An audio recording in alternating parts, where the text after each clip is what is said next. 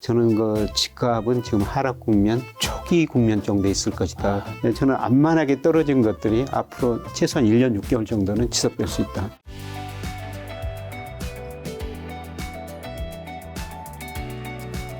부동산 얘기 좀 이제 여쭤보면, 집값 지금은 이제 2023년 지금 벌써 이제 2월인데 고점 대비 어느 정도 떨어진 건지 한번 좀 점검 한번 해주신다면. 예, 집값이 이제 지수로 보면요, 뭐 지역에 따라 다르지만은, 예, 작년 그 6월이 정점이었었거든요. 예, KB 국민은행도 발표하고, 한국 부동산에서도 발표하는데 기준이 좀 다릅니다만은, 뭐 지수는 한 7 내지 10% 떨어졌어요. 예, 그런데 지역에 따라서는 지역 아파트 30% 떨어진 것도 있고, 50% 네, 떨어진 50% 것도 있죠. 있다고 들었습니다. 예, 근데 전반적으로 하락 추세에 접어들었다는 겁니다. 네.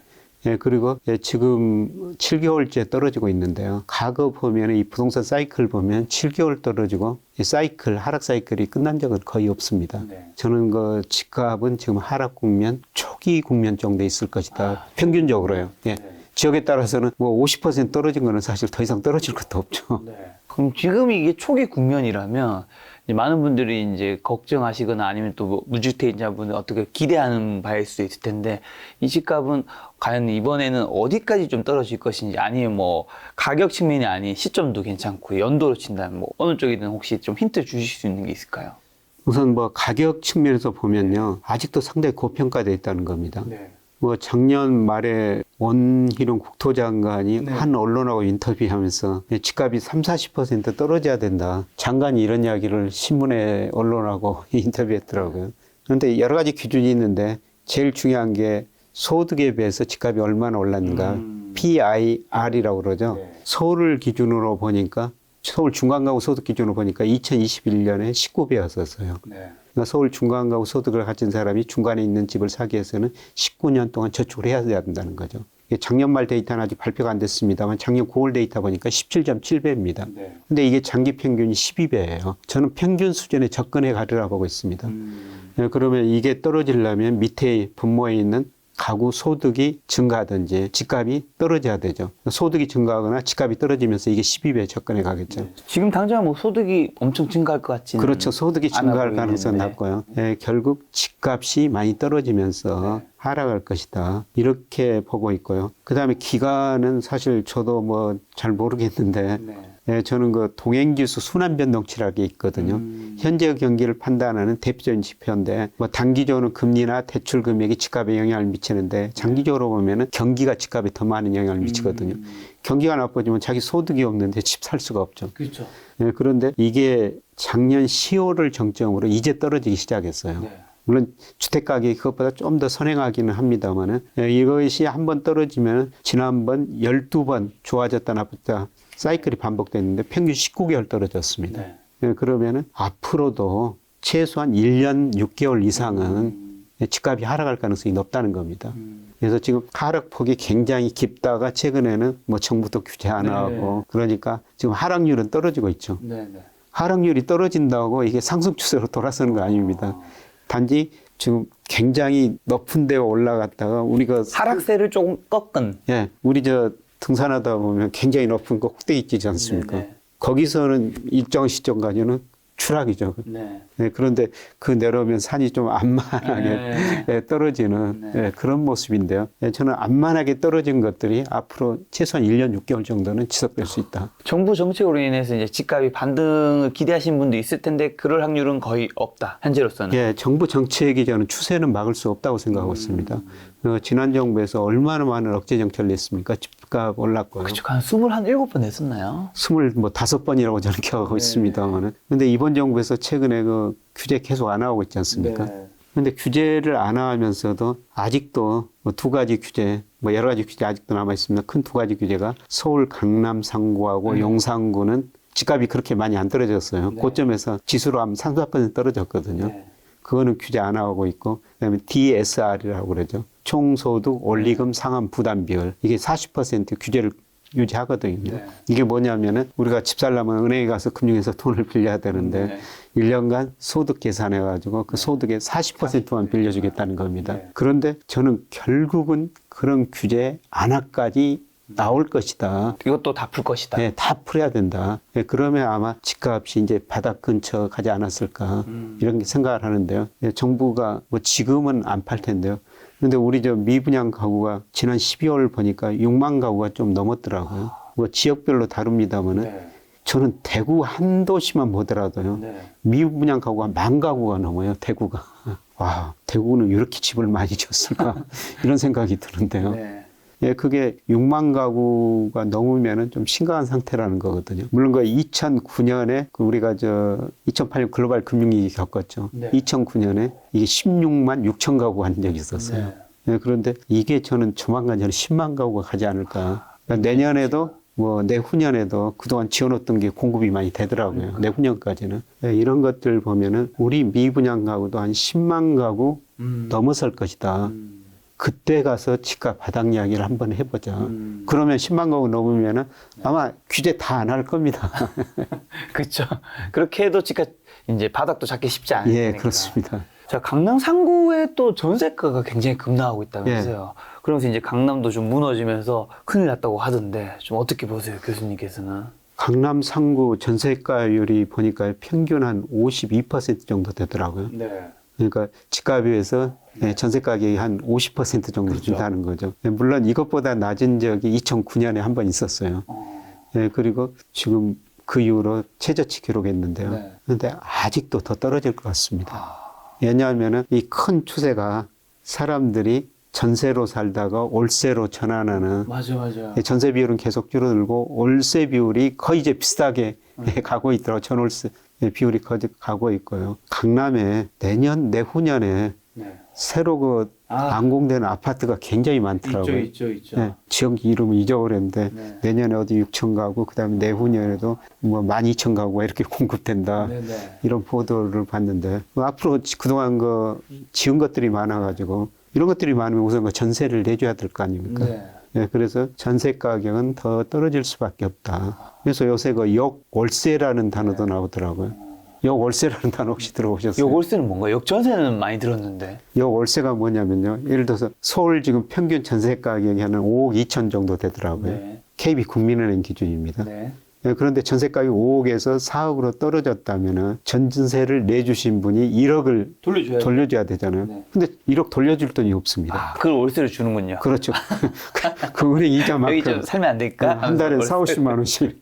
그게 역월세라는 겁니다. 이런 일도 벌어지는군요. 네. 그래서 과거에는 상상할 수 없는 일이 네. 벌어지는데요. 네, 그만큼 전세 제도가 서서히 사라지고 월세 제도로 가는 것이다. 네, 사실 젊은 분들 입장에서는 전세 살려면 그래도 평균 전세가가 5억이니까 5억이라는 돈이 굉장히 큰 돈이거든요. 큰 돈이죠. 예, 그 돈을 부모님이 주지 않으면 어떻게 5억을 예, 쉽게 모으겠습니까? 예, 결국 월세로 갈 수밖에 없다. 이런 상황입니다. 근데 강남 같은 경우는 예를 들면 이제 전세 가격이 뚝뚝 떨어지는데 거기 강남은 사실 집값 자체가 워낙 크잖아요. 예. 집주인이 그거를 못 돌려주는 예. 경우들이 생길 거란 말이죠. 예. 그런 것들이 금매로 나오거나 경매로 나오거나 좀 이런 게 좀 파장이 좀 있지 않을까요? 그렇죠. 부자들은 그냥 살면 되니까요. 네. 그냥 살면 될 텐데 네. 말씀하시는 것처럼 일부 그렇게 급한 분들이 있거든요. 네. 예, 그분들은 금매로 내놓을 수밖에 없죠. 그러니까 그게 네. 또 다른 도미노처럼 그렇죠. 그걸 금매로 내놨다면은 그게 실거래 가격이니까 찍혀버려. 그거로 가격이 찍혀버리는 거죠. 네, 전에 굉장히 비싼 가격으로 찍혔지 않습니까? 네네 위로 계속 찍어. 그거 거래 별로 안 된 거예요. 하나가 그렇게 가격을 찍어버린 거죠. 이번에 그러면 이제 밑으로 찍어버리면 예. 그러면은 이제 사람들이 야, 이 가격에 거래가 됐는데 나도 이보다 비싼 가격에 안 살려고 그러지 않습니까? 그래서 그 가격이 거래가 되는 거죠. 올해 혹시 부동산 시장 하락을 더 가속화시킬 수 있는 위험 신호는 또 있을까요? 경기 침체죠. 경기 침체. 예. 금리는 더 떨어질 텐데요. 지금 금리는 대출 금리 떨어지고 있거든요. 네. 예, 특히 주택 담보 대출 금리가요. 네. 예, 한국은행에서 은행 통계 받아가지고 매월 가중 평균 금리라고 발표하는데 작년 10월이 정점이었어요. 11월, 12월 떨어지고 있거든요. 네. 약 0.2%포인트, 4.8에서 4.6으로 떨어졌어요. 네. 금리는 더 떨어질 겁니다. 네. 근데 금리가 떨어진다고 해가지고 집값이 올라간다는 거 아니죠. 아까 말씀드렸지만 집값을 결정하는 게 단기는 금리지만 장기적으로는 경기라는 겁니다. 네. 네, 그래서 경기 침체가 예상보다 더 심화돼 버리면은 사람들이 집을 살 돈이 없고 수요가 더 줄어들죠. 예, 그리고 작년에 그 집값이 많이 올라서 통계청 통계 보니까요. 103만 명이 집을 샀다는 겁니다. 고점 무렵에서. 근데 그분들은 금융에서 돈을 많이 빌렸을 거 아니에요. 심지어는 영끌 같은 단어들이 나오지 않았습니까? 그분들이 이자 상환 능력이 없다면은, 원리금 상환 능력이 없다면은, 물론 견디면 됩니다만, 경기가 좋아가지고 직장 들어가지고 연봉 많이 받고 월급 오르면 그 원리금 상환을 할 수가 있거든요. 근데 이게 경기가 나빠지면은 월급도 안 오르고 일자리도 없어질 수가 있다는 거죠. 그러면 집을 내놓을 수밖에 없는 이런 상황이 될 수도 있는 것입니다. 근데 부동산 투자하시는 분들 제가 주변에 좀 있어서 여쭤보니까 그런 분들은 연준이 이제 금리를 이제 급하게 많이 올려서 이제 대한민국 주식시장도 부동산 시장에 영향을 많이 받았는데 네. 어쨌든 연준이 지금 금리 인하도 이제 할 수도 있고 하반기에 네. 어느 정도 지금 어쨌든 올해 멈출 거라고 생각한 건 대부분 그렇게 확신을 하시잖아요. 네. 그런 상황에서 지금 또 잠실 같은데 송파 같은 데는 집값이 약간의 꿈틀꿈틀 반등도 하고 네. 있는 거 보면 네. 이제는 좀 바닥을 좀 다지고 하반기에는 좀 그림이 달라질 수 있다. 예. 이런 얘기 하는 분이 조금씩 생기더라고요. 예. 어떻게 보세요, 교수님은?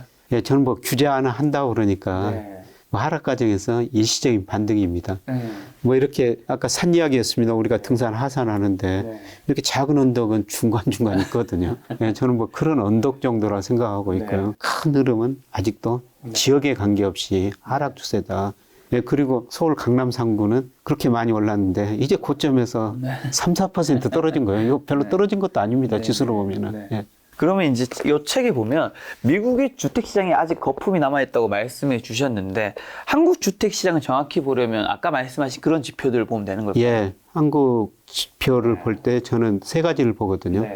물가에 비해서 얼마나 올랐는가, 실질 가격이죠. 예, 그 다음에 아까 말씀드린 PIR, 그 다음에 미국이나 우리나라 그 상대적으로 렌트에 비해서 집값이 얼마나 올랐는가. 이걸 가급, 이게 렌트에 비해서 집값, 이거 지수를 구하면은 늘 장기 평균에 접근해 가거든요. 근데 미국이나 우리나라는 장기 평균에 비해서 20, 30% 아직도 가대평가됐습니다. 이런 거 세 가지 기준에서 집값을 평가하는데요. 제가 보기에는 아직도 미국이나 우리나라 상당히 지금 고평가 영역이 있습니다. 그럼 아까 교수님 말씀해 주신 일부 지역의 일부 아파트 예. 하락이 30%, 심한 곳은 50%까지 떨어진 곳 있다고 예. 해주셨는데 그런 곳은 충분히 가격에 많이 반영되었을 수 있으니까 예. 그런 것을 사는 거는 괜찮을까 아니면 아니다. 이 대세라는 게 있다. 대세를 굳이 내가 꺾으려고 하지 말자 할 수 있을 것 같은데. 뭐 바닥에서 오랫동안 그냥 그 수준에서 유지할 것 같습니다. 네, 그런데 저는 뭐 부동산 전문가 아닙니다만 부동산 전문가들이 늘 하는 게 부동산 가격은 첫째, 둘째, 셋째도 위치다. 아, 그렇죠. 위치가 좋은 거는 입지. 차별화돼서 올라갈 거라는 거죠. 앞으로 그런 현상이 계속 발생할 거라는 겁니다. 뭐 저희 부부는 그냥 공기 좋은 곳만 찾아다니거든요. 그때 강화도 얘기해 주셨죠. 네, 강화도도 뭐 지금 오랫동안 거기다 집 지어가지고 살고 있고요. 뭐 서울에 살면서도 주변에 좀 공원 같은 데 많이 있고 그냥 외곽도시 뭐 중심이 아니라요. 네, 그냥 아파트가 나무 많은데. 그런데 근데 사실 살기는 훨씬 좋을 것 같아. 살기는 좋은데 가격은 별로 안 오르죠. 그런 건 있죠. 그런데 뭐 제가 주변 사람 보니까 저같이 공기 좋고 주변만 찾아다니는 사람 부동산에서 돈 못 벌고요.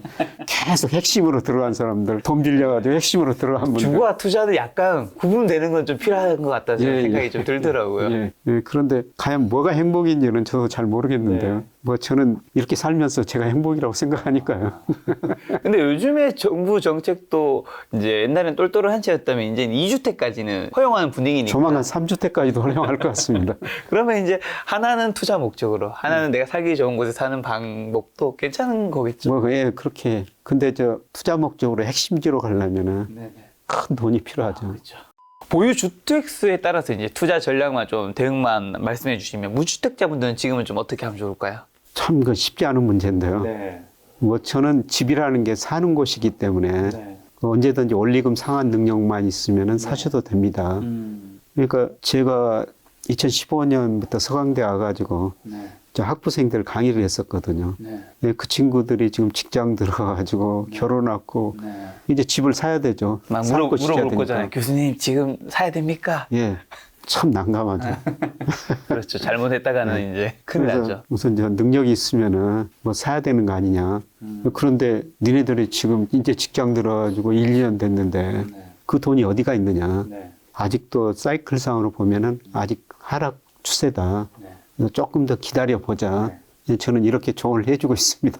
사실 그 집이라는 게 워낙 민감한 문제고요. 그렇죠. 우리 가계 자산 중에서 부동산 비중이 76%나 돼요. 그러니까 굉장히 중요한 이야기고 함부로 또 이야기해서는 안 되는 거죠. 1주택자분들은 지금은 이제는 버틸 수밖에 없는 거겠죠. 버틸 수 버텨야 있다면. 되죠. 예, 버텨야 되죠. 네. 예, 다른 방법이 있는 건 아니니까. 예, 그렇습니다. 예. 사실 정부가 이런 정책을 완화하는 것도 이 사실 다주택자분들이 투자를 다시 조금 이제 분위기를 만들기 위한 예. 거잖아요. 그래야지 이제 바닥을 어느 정도 잡을 테니까. 예. 다주택자분들은 언제 움직일까요? 지금처럼 이 다주택자분들이 구원투수처럼 느껴지는 상황이 없는 것 같고 굉장히 오랜만인 것 같긴 한데. 과거에 보면은 네. 우리가 집을 사가지고 전세를 내줬지 않습니까? 그래서 전세 가격이 높으니까 집 사가지고 전세 내주고 또 집 사고 예, 그런 게 가능했는데요. 예, 지금 집값하고 아까 전세가율 지금 서울 경우 52% 정도 된다고 그랬습니다만은 집 사가지고 전세 받아가지고 또 계속 집을 살 수는 없죠. 집값하고 전세 가격 차이가 많이 나니까. 네. 근데 물론 일부는 금융자금이 많아가지고 예, 계속 그 집을 살 수가 있을 텐데요. 그 전세 가격하고 집값하고 이게 격차가 커지다 보니까 그렇게 다주택자들도 집 수요가 많이 늘어나지는 않을 것 같아요. 그렇죠. 이게 차이가 줄어들어야지 예. 내 돈 적게 들면서. 그렇죠. 예, 그리고 아까 말한 DSR 같은 게 아직도 규제가 있지 않습니까? 결국 다주택 하려면은 금융에서 돈을 빌려야 될 수밖에 없죠. 그래서 LTV는 많이 안 해줬지 않습니까? 네. 집값에 대해서 70, 80%가 빌려준다고 그러는데 결국 소득이 있어야지 빌려주겠다는 거 아닙니까? 그래서 결국 이것까지 전부 40%로 50%로 60%로 상향 조정해야지 저는 집에 대한 수요가 좀 늘어날 수 있다고 보고 있습니다.